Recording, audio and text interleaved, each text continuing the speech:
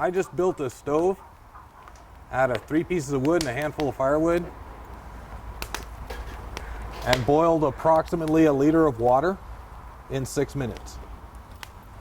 Okay, they have labs where they proof these little stoves to boil a liter of water in 6 minutes. Right? You don't need a big chunk of technology to do the job the way you need to do it. I managed not to create a whole bunch of smoke. And I got a nice fire right here that I can use for cooking and everything else. Okay, all of this stuff is simple stuff. Fire is not a complex thing. It takes air, it takes food, it gives off waste. It acts pretty much like a live thing. It disobeys when you're treating it bad. Burns up houses. So we're going to learn how to deal with a living thing today, right? And think about it that way because it acts that way. May not think, but it sure reacts to you. A lot of times technology development is building on what other people have done and building on parts that are available and then trying to make something new. And what we've seen with a lot of the modern fire technology that's out there, then people who will demo a new wood stove or wood fireplace insert, or people who are working on, something like this little camp stove, is that they're taking a shape that they've seen and they're applying the shape to a different situation, or taking the materials that they've seen and they're applying that to a different situation. But what we don't have as strongly anymore, given that we've been living in about anywhere from a century to about 4 centuries of the cheapest fuel that humanity has ever experienced, is we don't necessarily have a nuanced or personal understanding of how fire itself works. And so you end up doing these things, well, insulation is good, so I'm going to insulate it. And then the temperature jumps 1,000 degrees and your insulation material melts, right? Like, it's these things about sort of understanding how it all fits together that I feel like is one of the most useful things that we can bring out when we do these public demonstrations and help people sort of reclaim some of that. We've got millions of years of human heritage and tens of thousands of years as fire-making animals. Like, we're the only animal on the planet that makes fire. And it's woven into our mythology, it's woven into our history, it's woven into the deepest parts of our psyches. It's one of the most terrifying things and one of the most comforting things that we can experience. And so trying to kind of get back into having some of that ground-tested intuition about how it works, and particularly how it works using readily available natural materials, rather than a black box tool that you don't necessarily understand fully what's inside it. So there's a couple of other objects people have brought around. We've got this little Apervacho pocket rocket that they send out. My little tea stove, which I'll tell you the story about how that came about in a little while. Looks like there's a little pocket rocket that's super complex over here. Do you want to bring that one up forward so people can see it? Yeah, is that okay? Yeah. And I don't remember your name. I've met you before. I'm Bud. Bud. Yeah, you met me at Cobb Cottage. So, Bud, you want to start a fire in that one?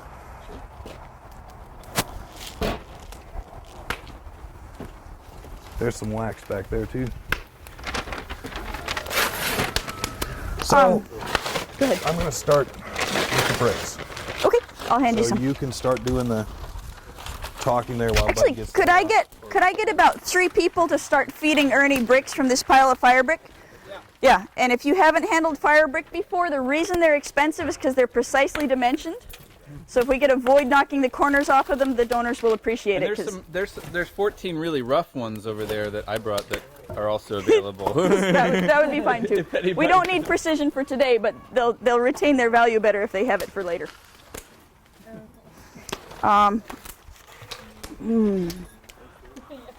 Three-brick hearth. Sure. Okay. So, you've heard the word rocket already a couple of times in connection with this presentation. The word rocket is sexy, right? It's an exciting way to talk about a technology. It turns out this technology, the idea of having a chimney, and particularly ideally an insulative chimney around your fire and using the clean heat that comes from the top of that little insulated chimney, is at least 5,000 years old. There's a technology that I've heard called the fox stove that you'll see in like at least 5 continents have archaeological evidence of this, where it's a little, I'll show it to you in the slideshow. It's a little tunnel with a little chimney at the end. You put the fuel in the tunnel, you're actually burning the fire underground, and the pot sits on top of the little chimney that you've made with the dirt that you dug out. They burn incredibly clean. They're extremely easy to use anywhere you have plains. The only time that they suffer really is if you got a lot of groundwater, and if you dig down you get to a wet spot. But anywhere you've got open plains, and especially where you have nomadic people who don't necessarily want to send up a column of smoke as they're transiting through various tribes' territory with various relationships they may or may not have with those existing tribes. So the idea of a secret or smokeless fire ends up being a security issue in that context, and that type of a situation has happened a number of times in global history. And so you see the oldest evidence that I've heard about is about 5,000 years ago in what is now India and Pakistan, which that's a region where you never have intertribal conflicts, right? So we also see those in the American plains. There's a fellow who was telling me about how he uses them down in Australia. Lot of use, and they're incredibly easy to use, and it's incredibly easy to put the fire out, not only in a safe way, but in a tiny amount of water in this little pit will put the fire out. But you put the dirt back on top of it, and nobody knows you were there, right? So that's the ancient and modern technology that we're kind of bridging in between. The thing that you see, particularly with displaced peoples, or people with minimal tenancy rights where they are, people for whom any improvement they make to their house may not belong to them for very long. And with people whose parents were in that situation, and grandparents, where they may have lost their advanced technology through lack of use. Is you'll see this is commonly called a 3-brick hearth. The idea is you gather small wood, stuff that you can walk out and gather. You're not storing 2 years worth of wood because your tenancy is not secure enough. People will steal from the wood pile, or you might get kicked off your land. And so you're gathering fuel every day, building a small fire every day, and trying to cook enough food, whatever food you've got, every day. Some of these technologies and some of the solar ovens that Tom was referring to earlier today in refugee camp situations are referred to as rape stoppers, because the process of going out to collect that small wood often falls on the women, as do any consequences of being isolated in an area that's very insecure. So this is, in the third world, this is the technology to beat. It's not difficult to beat this technology, but what is a little bit challenging is to beat that technology with locally available materials at a price and at a convenience that allows you to do the familiar cooking you're trying to do, so that it's easy not just for someone who's got leisure time and a hobby interest, but someone who's actually dealing with the realities of everyday scrabbling for a living, to use the new technology and make it work. Do you want to do a transition through, what technologies do you want to do in what order for a short presentation? Let's do the good stuff. Okay, so we're going to show you something out of, there's a relationship between the rocket stove developers coming out of Oregon and the North America, and the folks that put this together in India. You could equally well derive it from the fox stove, which is part of their indigenous tradition. But this is something that they call the good stove. The big difference between this and something like Ernie's tea cooker or this little camp stove is that the good stove lets you cook 2 pots at the same time on different levels of heat. Hugely useful in anywhere that you've got your sort of grain and legume diet, rice and beans, rice and curry. Maybe you're making 1-pot meal plus tea. Very, very common to need to do 2 pots at the same time. There is a half brick out there. Always have flint and steel. You'll notice that we are not, when we're looking at primitive technology, we're not necessarily looking at how long can I make it take, right? But we are looking at what is going to be a primary option given locally available materials. So Ernie's just referred to his lighter as flint and steel. We have a lot of folks that will come out having done some of these kind of tracker programs or backwoods kind of primitive skills programs where they learn to make a friction fire and how to source their own materials for lighting a fire using nothing but wood and string. And that is a beautiful art to know, and it will teach you a lot about fire. But we find that most people, even if they're cooking on something as primitive as a 3-brick hearth, are going to use whatever's available to make that process faster. So you're going to see people having a little hip flask of kerosene. Just a little tiny bit goes on the fire and they don't have to spend time shredding kindling, right? Or you're going to see people using, up in the Arctic, a little piece of an old tire. Something you start the fire and it does not go out, right? And little pieces, so any of that, throughout history, that's been primo trade goods. Is anything that makes the process of starting a fire faster and easier. And you wanna- of course, I have alder that won't light right now. Yeah. Lighting fires with wet wood. This technology is based off of a logger tea stove that you can actually carve into a stump with a chainsaw, which is lots of fun in the Northwest rainforests and a really bad idea anywhere that you're in dry season. You put one of these in a pitchy stump and you're not putting it out for a while. So the 3-brick hearth and these good stoves are from a much drier region typically, although they do have a monsoon.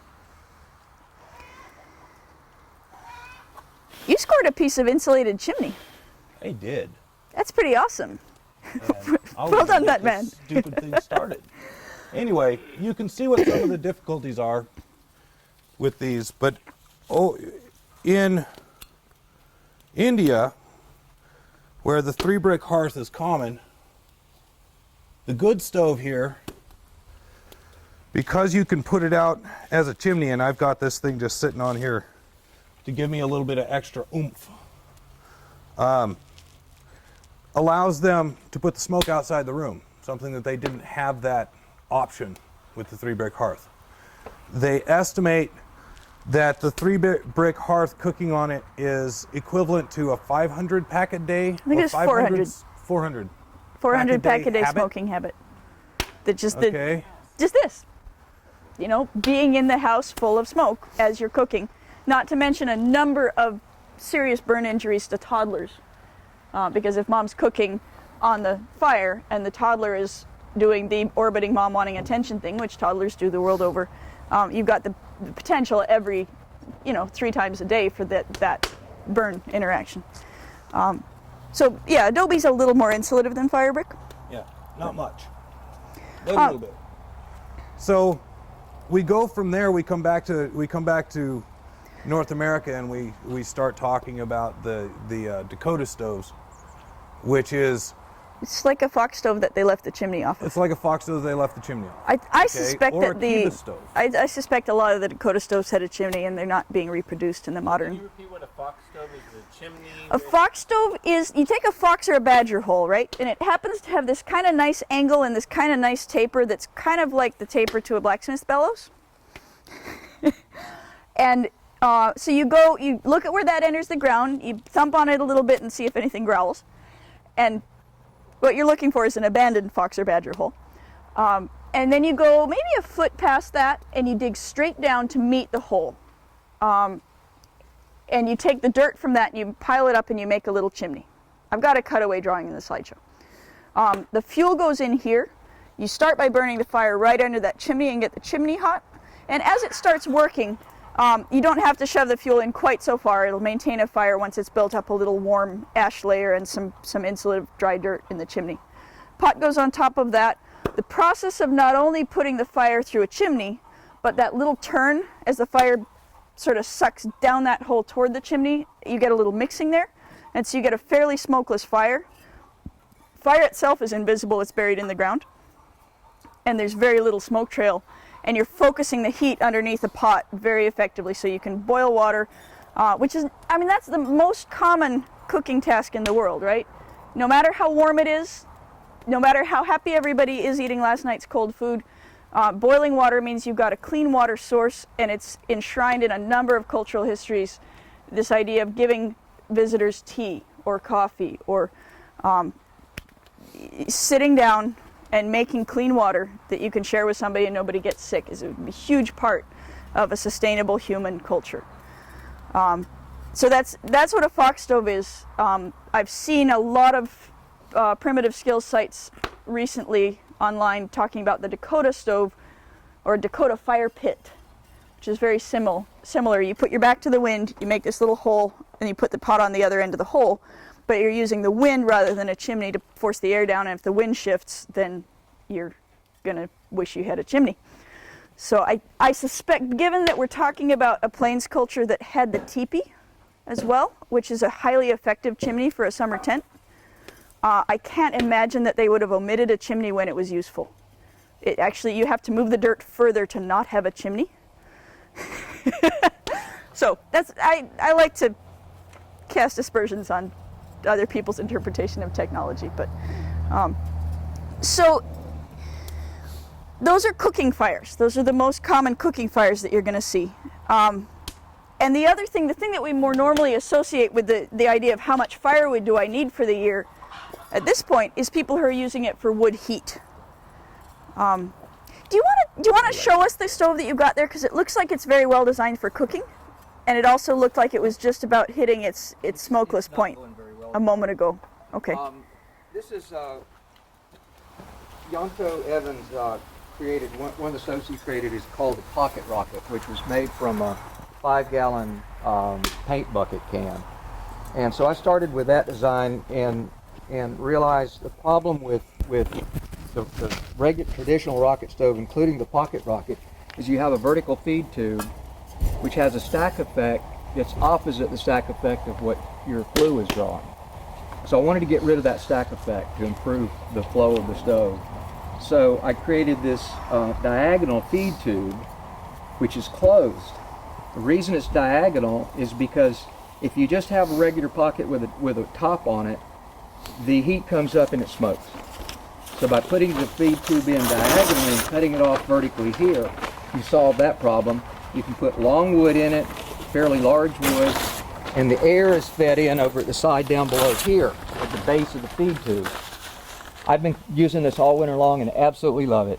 It's a piece of cake to set up to light if you have your wood available. And you just put a little piece of paper in here to start the wood inside, light it when you're ready to go, and it just literally striking a match and it goes beautifully. It heats water very quickly. I've used for all winter long, 6 months I've used less than a cord heating my place, which is about 360 square feet. So I love it. I welded this one, but it could be made with just bending tabs, you know, and screwing it together and then using furnace cement to hold everything together, other than the metal capping screws. Here's the bottom of the line technology for this type of construction. Like, you can do that with keratin snips pretty easily. If anybody's interested in it, let me know, send me an email, and I'll send you drawings that tell you how to build it. And it burns really clean. I mean, before there was just Yeah, heat coming out. it's not going right now. It's just kind of smoldering. I didn't have dry wood to start with. Mm-hmm. So it could be made of any material. This is steel, but one could make a similar thing from clay sand. It's the design and the shape that really matters, and the key is feeding the air down at the bottom of the feed tube. If you built this in the dirt, you'd have a hybrid between that fox stove that I was talking about, where only instead you're cooking right over the fire instead of off of the stack, and something that is called a jug stove, that's the shape, is a fire like this that you cook on top of. This is one of the cultures that has this really strong giving tea to people when you meet them in the wild is the Maasai in Africa.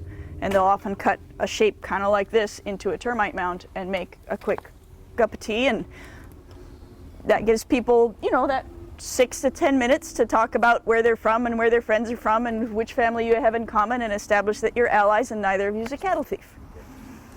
And these are important cultural traditions.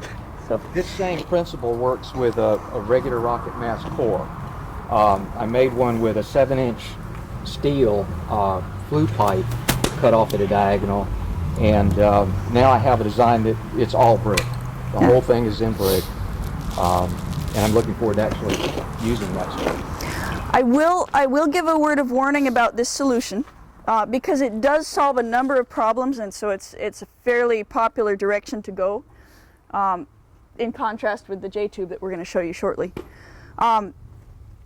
What the J-tube gives you in exchange for the struggle with competing chimneys is it gives you a fuel that self-feeds, and if you lean that fuel up against this front channel, it gives you very good mixing of fuel and air with minimal tending. I sometimes think that it's also a little bit of a relic from the guy who developed them. Yanto Evans is a little bit of a cantankerous old coot. And I think he kind of likes it that they will put a little puff of smoke up into the house when the fire is not behaving well, rather than sending all the smoke out the chimney to the neighbors. Because something that gives you feedback that you have to respond to is going to be a much more effective learning tool than something that eliminates all feedback and allows you to feel like you're successful very quickly with minimal learning. So there's the learning aspect, there's the clean burn aspect, and there's the self-feeding aspect. The thing that makes me nervous about this type of design is that regardless of the angle of the feed tube, if there's an upward element to it, you are going to see smoke come out of there a little bit if the fire is not doing right what it should be. Adding another air intake here means that now you've got a smoke container that when you load more fuel is going to dump that smoke in a batch instead of in a wisp, right? And so there is the potential with this system to create something that would give you essentially a big flashback potential to be able to ignite that smoke all at once, and release it into the room as a little sort of fireball. I haven't seen too many of the fireballs. I suspect you have. Yeah. Seen a few. But so that's something to look at, is that a horizontal feed takes constant tending. A diagonal feed at least keeps the wood from falling out. The vertical feed gives you a much higher degree of self-feeding and keeps a fire cleaner burning. And so this solution is a compromise between two sets of goals, one of which is no smoke chimney and the other of which is no tending. So just watch, if you've got something with two air feeds, you've basically got a leaky siphon, and you're going to have to adjust two things at once if you want to eliminate that pulse of smoke back. For a similar reason, I'll show you on the slideshows, we don't tend to include a big cowl with a lid on our stoves because it does trap the smoke, but then what do you do with the trapped smoke when you want to feed it? So, All right. we got it. Question for Bud. Yep. Over time, the welded steel will tend to burn out if you run hot fires. And I'm wondering, there's a world of old used truck brake drops. They're 15 inches in diameter and about 8 inches high, and cast iron. And I just wondered about that. I've had this glowing red hot several times. I think this stove, this is, by the way, as a helium, toy balloon helium tank. It's not a propane tank. Propane tank would work fine.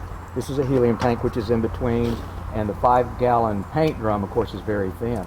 Those paint can pocket rockets last, I don't know, how long do they last? About 10 years. Yeah, I they think thought it'll last 20 years. When they go fast. I mean, it's worth Yeah. noticing. But the shipping containers, and particularly the containers for compressed gases, are built to surprisingly high standard. They're, like I mentioned earlier, there's a very real concern about any type of fire on shipboard. Even something getting dinged up and leaking on shipboard is not fun. And so, you do see a lot of these kind of jury-rigged solutions that don't look finished necessarily. They don't look professional, if you will. People are used to seeing something with a dedicated shape. They can be surprisingly resilient if you take into account what the material was designed for and what you're asking of it. So I mean, this is a nice solution in terms of something that you can move around. It's got enough weight down there so that the chimney's not constantly wandering as you're trying to burn it. So, you wanted to talk about the brick fireplace? Well, I was skipping over to Europe. You're skipping over to Europe. Like a certain fireplace builder? Yeah. Okay. So you got the good stove, which is actually a renewed style of stove in India. You've got the Dakota stove, which is pretty much universal around here as far as the Northwest or as far as the North America. You had Kiva stoves in the deserts, which cut out a lot of smoke. Now, all of these people are pretty much mobile people. Okay, we didn't have a lot of permanent villages until you get into the Mississippi Delta. Then you've got a people that stayed there for a long time. They lived in their areas for a long time. They had buildings and permanent campsites, and that's where you start seeing more. I guess I would say elaborate permanent stoves. I guess Okay. I think that historically the 3-brick hearth and the portable equivalent, which is a sandbox, that's what you see in Norse cottages, that's what you see on shipboard. You see pirates using that as a kitchen well into recent centuries. You see people recreating that in refugee camps. I actually would endorse it above what's currently happening in Detroit, which is you have people squatting abandoned homes and trying to build a fire in the electric oven, because that seems like the fireproof part of the house. It is not designed for temperatures over 500. And so eventually they melt out and the house burns down and the owners collect their insurance money as long as they had boards on the windows before the squatters moved in. Okay, so let's get this back. So a sandpan would actually be an improvement over some of the ways that people are misusing modern technology in See why I survival married her? situations. Yes, Okay, because you don't like to talk, right? so then we get over to Europe and we've got a brick building that Europeans essentially brought back with them from the Middle East. So they took a concept of mud bricks and then they ran out of wood. Anybody got an idea why they ran out of wood? They didn't burn it up. They built it up. They turned it all into ships. And then they drowned some of them. Fires. Yeah, that didn't use that much wood. They did burn some of the ships. Yeah, so we have European expansion, which ran on ships, ran on boat building. Well, that meant that they had to have something efficient, and countries started doing competitions to see who could build something efficient. And this happened in 1500-ish. Through the 17 and early 1800s, I think. Okay, there's where your masonry stoves come from. Notice that there are masonry stoves much older, particularly along the Silk Route, Yep. where information is being exchanged between Europe and the remains of the Roman Empire and China. Romans have hypocausts, the Chinese have a Kang stove, which is developed originally from a cave hearth. It's the idea that you build a nice big fire and you cook on it, and then you brush it off the rock surface, and when it reaches the right temperature, you sleep on the rock. You've got radiant floor heating without even having to build a building. You know, so these are ancient ideas of the idea of storing heat in masonry so you don't have to burn the fire all night and you can stay warm. Very ancient, very easy to do. Again, the technology's in your head. You've got to have the brains not to sit on the rock when it's too hot, right? But most of us have still got the nerve connections to be able to work that out. But so as you're getting into so Europe is again reinventing a technology for a purpose that's extremely common throughout human history. Is how do we do this using less wood, and how do we achieve a higher standard of comfort while we're doing it? Nobody wants to use less wood in order to be colder, right? That's not the direction that we think of as progress. And so this is a very simple masonry fireplace. It's not even a stove or a oven as such. But does anybody recognize this angle from anywhere? Well, About 120, 135. Have you seen anything else that uses a similar angle? Parabolic reflector. Colosseum. like acoustics behind a band. Yep. Backstop on a baseball diamond is kind of like that, right? Like when you want to catch something and send it out, or you want to catch something and focus it in, you've got to focus, and you've got these walls. The trick to making a fireplace that actually sheds heat off its walls into a space, rather than focusing that heat around a cook pot, is that you can really pretty much think of heat coming straight out perpendicular to the wall, right? Masonry is not a mirror for heat. It absorbs it, re-reflects it. On average, most of that heat is going straight out more than anywhere else.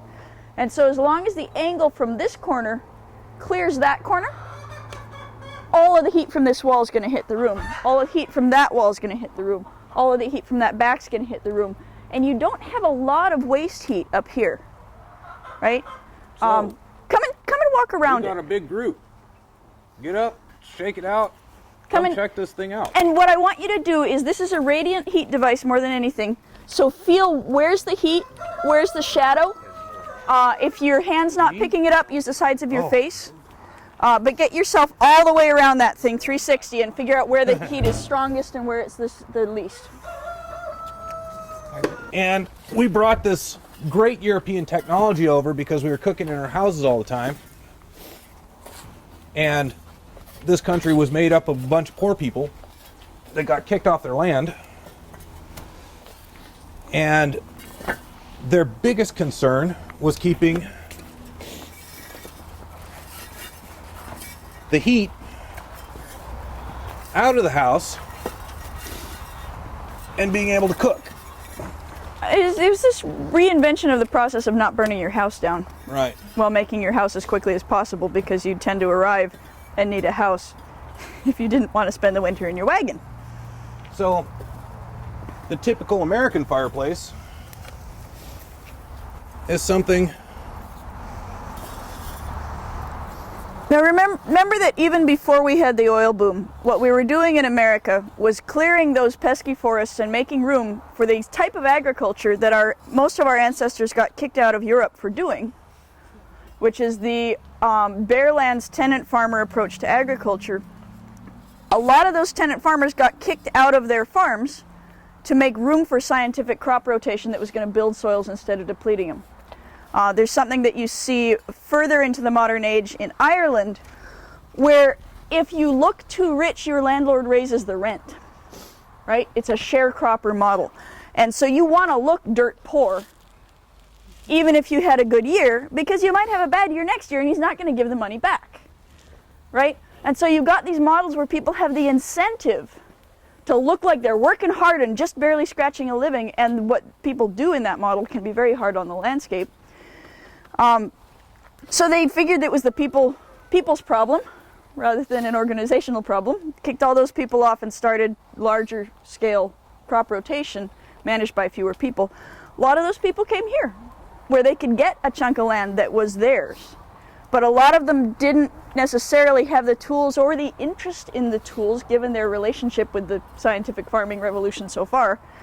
And so you had a lot of this sort of migrant and just bootstraps redevelopment of technology that worked at all as you're adapting to a new continent, a new climate, a new economic situation. And most of what we gave them as a mandate was to clear the forests and plant certain types of crops to show that you're working hard as a way to earn your place on the land. I'll go around there and feel where the heat's at. So this is the easiest thing to build out of bricks. It's the easiest shape to keep in your head. Our head is very good at keeping track of square shapes. It's not that hard to build into a log cabin wall, so you can build a little clearance around it. You can build it out of mud. They literally had stick chimneys made of mud that were the same technology as the log cabin, and you just plastered enough mud on it and hoped it didn't burn down. And just in case it did, you scabbed it on the end of the house so that if it burned down, by the time you put it out, you might still have a roof. Right? And so we're not looking for efficiency here. We're looking for how fast can I build it and not burn my house down. Right? And we're going to be cooking on it winter and summer. And so if you're cooking on it and you want the cook to stay happy, because that tends to be a good idea in almost any situation, the cook's going to be working around this fire in the kitchen all year long. And so being able to get at the fire, you know, you put a pan of biscuits here and the kitchen stays cool, right? It's basically a way to make a fire that is an outdoor cook fire that's accessible from indoors. You're basically making an outdoor fire for safety, and you put a hole in the house that you can get to it from the kitchen. So who's Right. warm?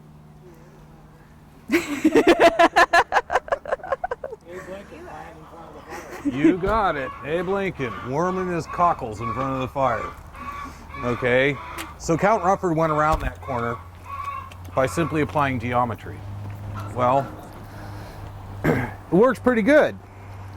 The only problem is you got to get a bunch of settlers to get it through their damn head that you need to heat the space instead of heating the quote-unquote man of the house as he comes in with snow all over him and he stands in front of the fire and everybody freezes to death. So Ben Franklin's little portable stove was very, very popular. It radiated out all four sides. You could stick it in the middle of the room. And then we came up with this technology to be able to make long tubes of tin. Well, sort of tin. And we put that out for a little while. And they got airtight stoves because that seemed to put out more heat over a longer period of time. It didn't, but it seemed to. What happened to the masonry heaters? They just didn't want to. Oh, the masonry heaters didn't even come over here. All right. So There were a few. There's like Russian masonry heater builders homesteaded up in plains in Canada and so on. But Canada. the problem with masonry heaters as developed in Europe is the same problem we have today. No, Is that it takes a skilled mason, what would you say, 10 to 20 years to learn how to build them? Yeah. So you got somebody who already has a trade. He's gone through his 7-year apprenticeship to become a mason. And then he takes this on as a specialty. If he's very lucky, he might apprentice with a masonry heater builder and learn it earlier. But generally, you're talking about 20 years into a guy's career. Masonry is not necessarily an old man's job. And so your career, after you spent 20 years learning it, you Is might brief. build 3 or 4 of them a year if you're lucky enough to find the clients. And so your lifetime production is around 20 stoves, right? Maybe 100 if you get a good name quick and do it for long enough, you're lucky enough to stay fit long enough. And many old masons have beautiful physical technique. If you ever get a chance to work with an old brick mason, even an old guy who's been just doing concrete work for 30 years, the fact that he's still doing it after 30 years, watch how he does it, right? But so you got something that on the modern market, your average price for a masonry heater is going to be 30 to up to 100,000 maybe if you're not going for something that's super fancy.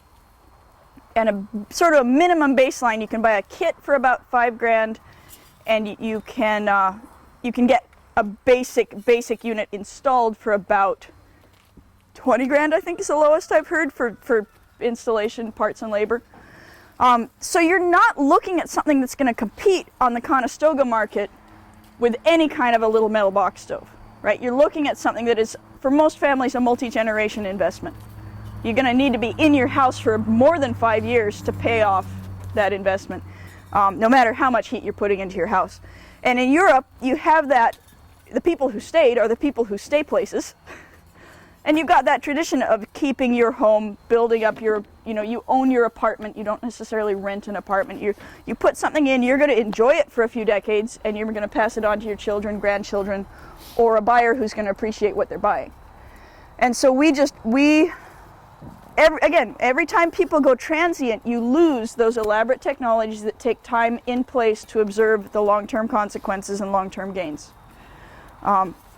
So we have been a transient culture. We like to think that we live in permanent housing, and you'll see like early writings poking fun at the Indians for how dirty they kept their houses, and Indians like, the house is filthy, when do I move it? And they're like, the house is filthy, when are you going to sweep it?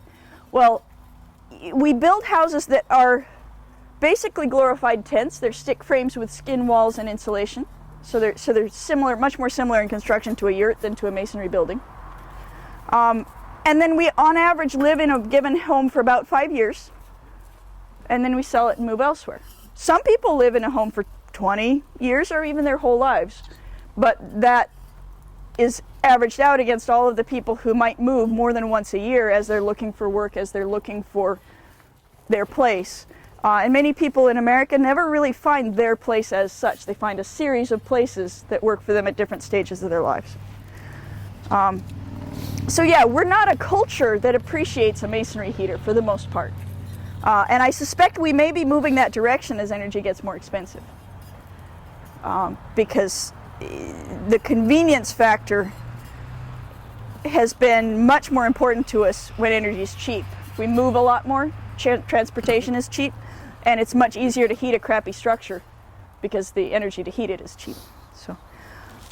So if you're looking to heat, if you're looking to produce clean heat, there's this little thing that goes on. First off, where does smoke come from? What's Unburned carbon? the particulate is carbon. You've got if you distill pine, you can get turpentine, tar, all of these high creosote, all of these really great fuels. What happens as you're burning is you're gasifying the wood, and then that gas is burning, and that's the flame is that gas flowing and burning, right? Can you hand me that 8-inch piece of ducting over there?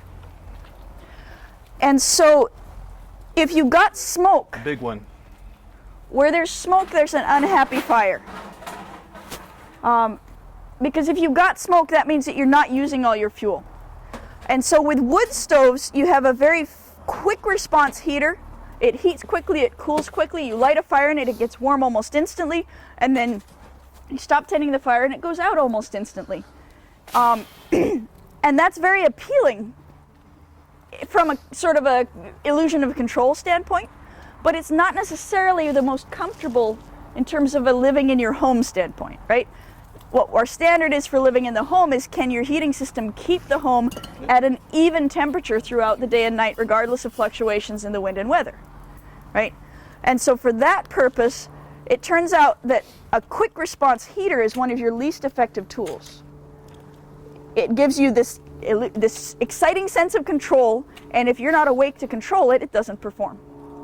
And so that's where you get into this dynamic where people are trying to damp down and bank their fires so that the fire will burn not cleanly and efficiently, but slowly at a moderate temperature. You see this especially if somebody has purchased an oversized wood stove.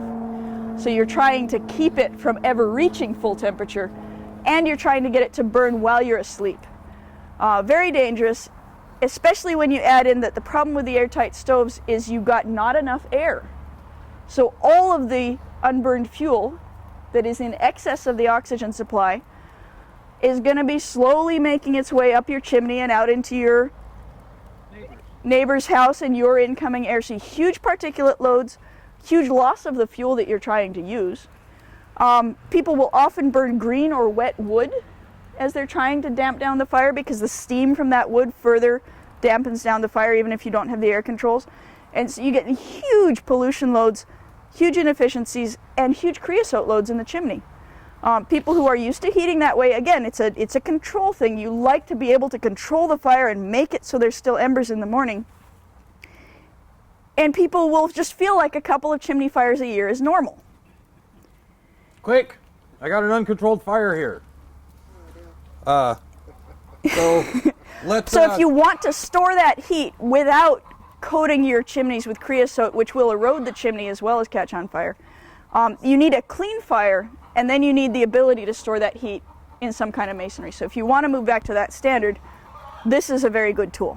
All right, so let's go forward a little bit. We've completely forgotten masonry heaters on mainland U.S. until about the 1970s.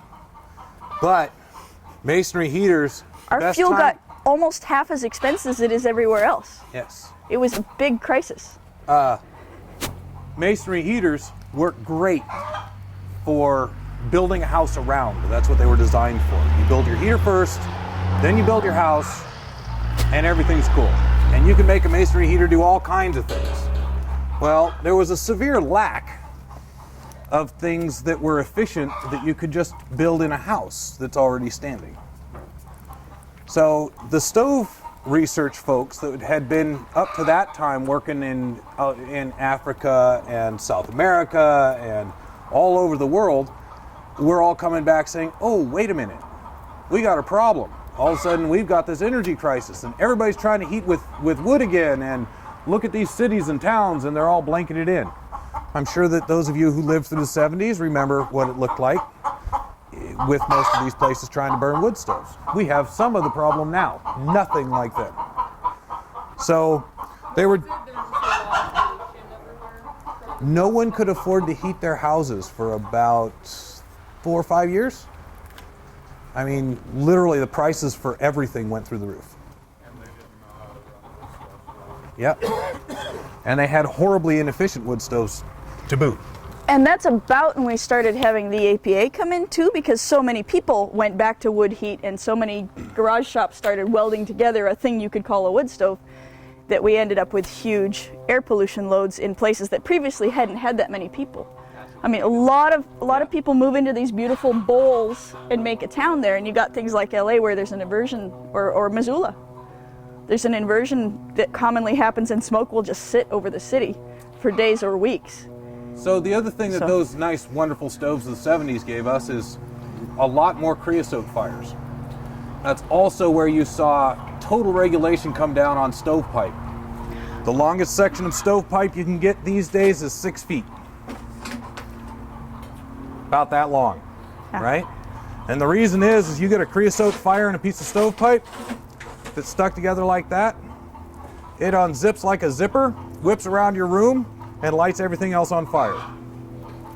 Okay, it's like having a fire hose, but in the bad way. If you've ever done that game where you crumple up your straw wrapper and then you put water on different parts, if you can imagine the heat expansion working on different parts of a chimney as it catches on fire, they move a lot. So a bunch of researchers got together. They didn't know what they had. They tried to do this out of steel for the longest time. And they were welding these things up and putting them together with smooth steel elbows and things like that. And Apprentice said, well, we're out of steel. I don't have any more pipe parts and they want me to build this. You're supposed to lay out like 60 Yeah. test beds so they could do a comparison test on something. And So he used bricks. And all of a sudden, the stove went from kind of good to really good. And they started thinking about this and tinkering with it. And what they figured out was that the rough surface of those bricks, you want to start handing me some more bricks?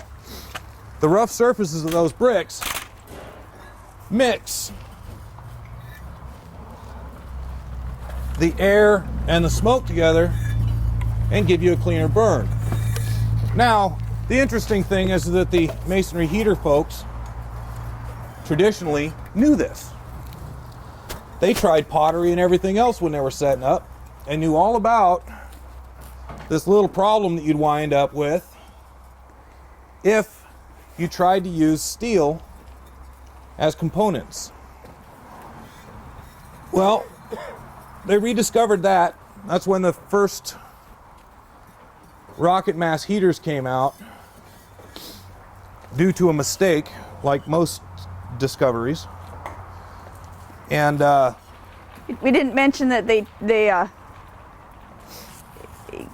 chewed the apprentice up and down for using the wrong stuff to the point where he got disgusted and left before Right. they ran the test.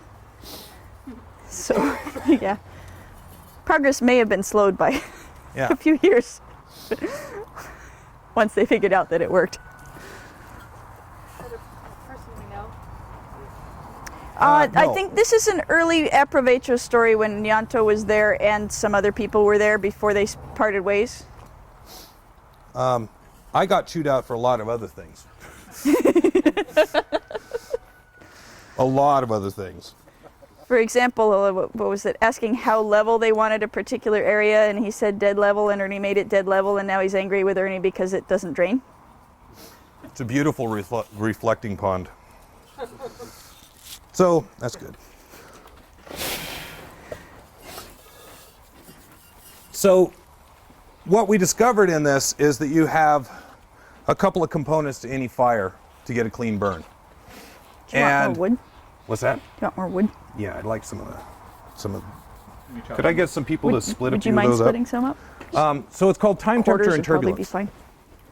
And any stove's going to burn clean, a lot cleaner, if you can give a high temperature, the fuel, the volatiles in it, enough time in the temperature to combust completely, and mixed well with oxygen. Okay? Which is why oftentimes, especially in our business, when people call me and say, oh, I'm making a rocket mass heater completely out of welded up steel. All of a sudden I'm wondering why this welder is bored. Okay, because essentially he hasn't listened to or paid attention to anything else. He's just thinking basically Franklin stove technology. Okay, what happens shortly afterwards is I get a phone call or an email that says, my stove just melted, what do I do? Or it's not working, it smokes back. Well, Yeah. it is conductive rather than insulative. So when you're thinking about playing with fire, those are the things to keep in mind. All right? In order for that to burn efficiently, it has to have airflow. In order for it to get the next level of efficiency, which I believe we've talked about, is it's got to have turbulence. It's got to mix the fuel and the air together. And I don't mind if you make it out of metal. I just mind that people forget turbulence. Here's Got to have turbulence. Here's the temperatures involved. If you want fire to burn, you're having to bring things up to 400 or 500. That's where you start to get that browning on the top of your pizza, right? Thin crust pizza, you're looking at sustained temperatures in the 800 or 900 range if you want to do wood-fired, you know, some traditions of thin crust pizza. Now, if you want your fire to burn clean, meaning not only no visible smoke and particulate, but no carbon monoxide, so all of your carbon is getting completely oxidized, then you're looking at 1200 roughly, 1200 and up. Excellent. Thank you, John. The theoretical maximum for a flame that is not losing any heat to its environment is around 3600 Fahrenheit. So that's the range you've got to play with. Is that wood flame? That's wood. That's wood That's flame. carbohydrate combustion. That's good. What is losing flame to your environment? Losing heat to your environment. That means it's a theoretical maximum that the scientists aren't sure whether it happens in the real world ever. Okay. However, Ernie suspects that we occasionally, if you get enough good insulation on this, you can get, and it has some thermal mass, you can get a flywheel effect where you heat the brick up and then it's feeding heat to the flame as the next flames are going up. So Flame color, tell you the heat. flame color doesn't, but the heat of incandescent color of things like if you put a piece of iron in there, the black body color spectrum, you'll go red is cooler and then oranges and yellows. If you see your bricks glowing red or yellow or pink, then you're up into around 2000 plus Fahrenheit. Very, very common with stoves that insulate and focus the heat in. And so that's where if you've got a metal stove that's designed to be run with a masonry liner, a fire brick liner, or even that pumice concrete, I think concrete can handle up to about 1200. So anything that they're selling you that's made of a lime-based product like concrete or cement is not a high temperature material with regards to fire. There are high temperature concretes with regards to being near a stove or fireplace, or under a hearth, say, where you're not getting fire, but just occasional embers. But when you're talking refractory, you're talking over 1000. But every refractory material that you can buy as such is rated for temperatures. Fire brick tends to be rated around 2800. There are different ratings for kilns. What? Of insulative brick. You can buy refractory that's rated for over 3000, 3100, 3400, but it's spendy. Yeah, be and it's prepared to not, have deep it will pockets. not have lime content. It will not have calcium carbonate content in that product. It will be a different. Soft fire brick. Well, there is hard and soft fire Yeah. brick. There's various refractories. The thing to remember about all the refractories is if it is a mixture and you apply heat to it, most of those mixtures were caused by heat, like lime and burnt stone. That's why cement, when you apply 2000 degrees, cement turns into dust. Essentially what you've done is you've just burned everything back out of it. So you could theoretically, if you didn't have too much contamination, wet it down and turn it back into cement. Yeah. So But yeah, so it's easy to look up online and find ratings for different materials, and it shouldn't be difficult to find the rating on a product you're using. If it's recycled, then you're going to have to use a little bit of your own fact-checking and common sense to evaluate what that's useful for. Even something like the old school terracotta fire brick, where it's kind of soft, you can use it as sidewalk chalk, tends to work well in this situation. They are traditionally estimated at handling up to about 2,000 degrees. So they're going to work way better for you than something like a concrete paver or a cinder block now for this kind of stuff. Flame color that it's going to turn blue, right? no, I can do that, but it'll be more effective indoors. Yeah. There are 3 things causing temperature in the flame, and Let's do I that. can talk about it Let's all do day. that indoors. I have a quick question about the texture of the fire brick actually causes mixing to happen. Yep. Okay, because Yeah. of all the little. All the little Pockets of bumps. air. Okay, Yeah. you're doing fluid dynamics at that point. So turbulence is mixing. Turbulence is like the bumpy flow.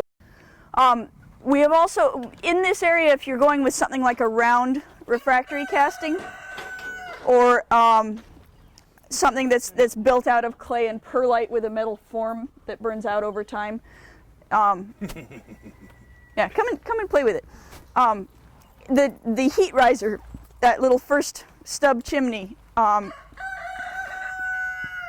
most of the mixing has happened already by that point, so a smoother surface in that area is not a real problem. So we were talking about flue liners before. That wouldn't be very You need some hot water? Because they only make cultivating. coffee over there. Nope. You would want the fire brick lining it to, and it's not very heat tolerant either, as opposed to Yeah. fire brick. It's also probably worth mentioning that this basic shape with fuel and heat starting and going like that and up, that's roughly the model for a forest fire. Yep. You've got a head fire where the activity's happening. You've got the column that's drawing that heated air away from the fuel, and then you've got the motion of the fire. That is a tiny model of a forest fire right there. We had somebody describe it as a chimney fire on purpose. To burn off your creosote, you put the end of the fire in the chimney, and you get that chimney up as hot as you possibly can, and you have your chimney fire happen in the firebox. I used to do that every morning. Well, there you go. You're 2 steps ahead of us. Using an airtight. So this is what we call a J-tube, right? The fuel is feeding downward. The air is constrained to feed along with the fuel, which is helping keep the ends of the fuel cool and preheating the air as it's flowing past that warm fuel. Fuel and air are mixing in here. We call this a burn tunnel. And then the heat riser is what's giving you your initial draft. Somebody, but just So it's a thermosiphon. It's just like a water siphon upside down, right? And it works as long as this chimney draws better than that one. It's higher. So Is that right? what else? Height is important for a chimney to draw. Oh yeah, isn't there a ratio of like height to diameter? there is. And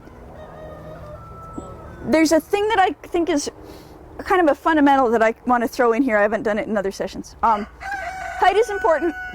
Temperature is the other thing that's controllable and super important. If your chimney is insulated and it's remaining hot, that hot chimney is going to draw much faster than a cool one, right? In fact, a cold chimney often becomes a downward drafting thing. If you've got wind chill and your chimney's on the shady side of the house and you haven't lit a fire for a while, a lot of times this happens with basement emergency stoves, is you'll have that external chimney serving as an intake for the house as a whole. So a house is a tall, warm thing, right? That's especially our modern houses.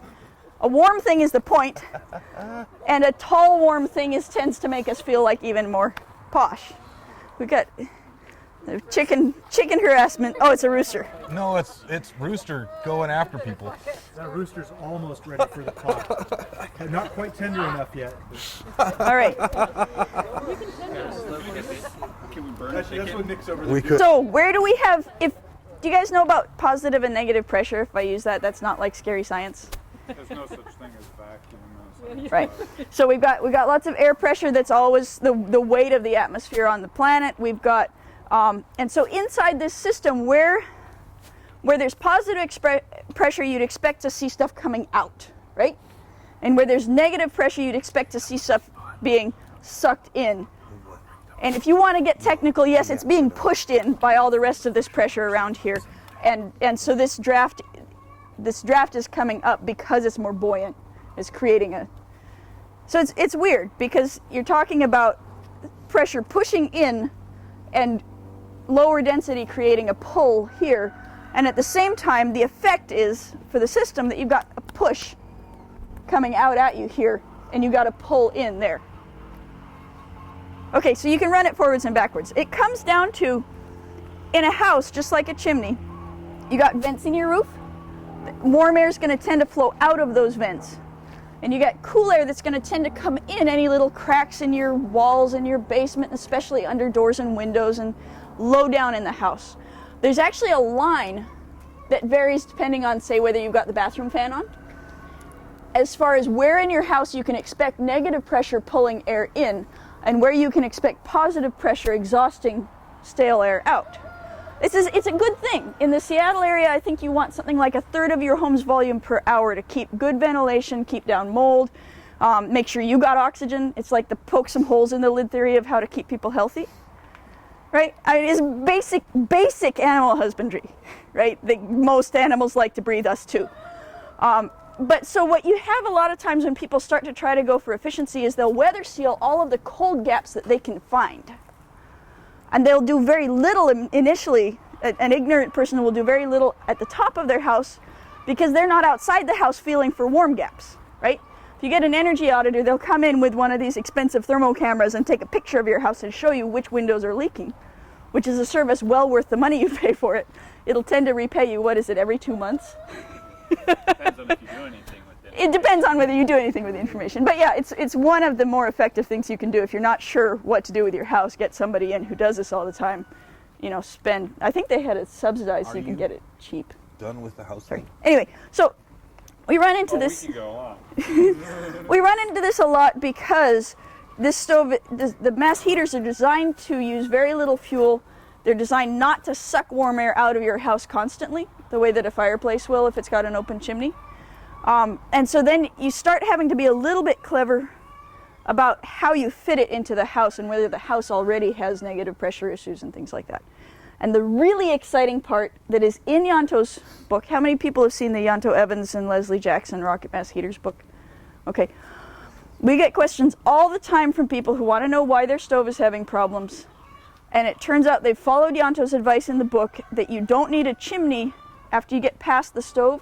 You can just put it out horizontally like a dryer vent, and it can be a stealth stove and nobody knows you've got it, right? Which works great if you also build Ianto's magical hobbit house with a pond liner membrane over the roof in a little sheltered valley full of trees.